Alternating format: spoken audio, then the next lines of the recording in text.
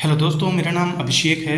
दोस्तों, मैं हर महीने उपभोक्ता मूल्य सूचकांक AICPN इंडेक्स इंडस्ट्रियल वर्कर के लिए, जिसके आधार पर गवर्नमेंट एम्प्लॉयज़ का डीएनएस अलाउंसेस तय होता है, दोस्तों मैं लाता रहता हूं। फिलहाल के लिए देखिए, इससे पहले जो अप्रैल का आंकड़ा था वो मैंने आपके सामने लाया था। जनवरी से लेकर अप्रैल तक का जो पूरा समअप होकर आया था वो -0.2% आपका उपभोक्ता मूल्य सूचकांक का आंकड़ा रहा है। दोस्तों, जो मई महीने का है वो इंक्रीज हुआ है बाय 0.5 पॉइंट। तो दोस्तों, ये जो 0.5 पॉइंट ये इंक्रीज आपका हुआ है, आंकड़ा बढ़ा है। तो अभी तक अगर आप मान लीजिए 0.2 जो नेगेटिव में था उसे अगर आप क्रॉस करें, +0.5 जो इंक्रीज हुआ है, तो फिर भी आपका +0.3 ही परसेंटेज नेट अलाउंसेस बढ़ रहा है।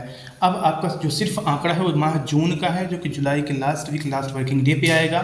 उसके मुताबिक आपका डीएनएस अलाउंसेस तय होगा।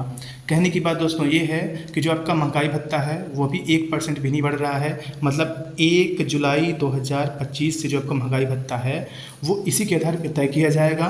और फिलहाल के लिए जो महंगाई भत्ता 1 जुलाई 2025 से देय है वो उपभोक्ता मूल्य सूचकांक 1 जनवरी 2025 से लेके जून 2025 के आंकड़ों पर आधारित रहेगा। मई तक का आंकड़ा आ गया है, जिसके अनुसार आपका जो डीएनएस अलाउंसेस है 0.3% ये बढ़ रहा है।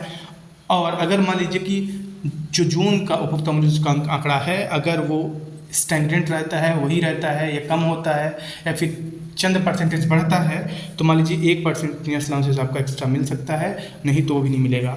कहने का मतलब क्या है कि जो आपका दिवाली टाइम पे डीएनएस अलाउंसेस महंगाई भत्ता गवर्नमेंट बढ़ाती है, तो इस बार 55% जो भी मिल रहा है, इससे ये 56% होने के चांस हैं।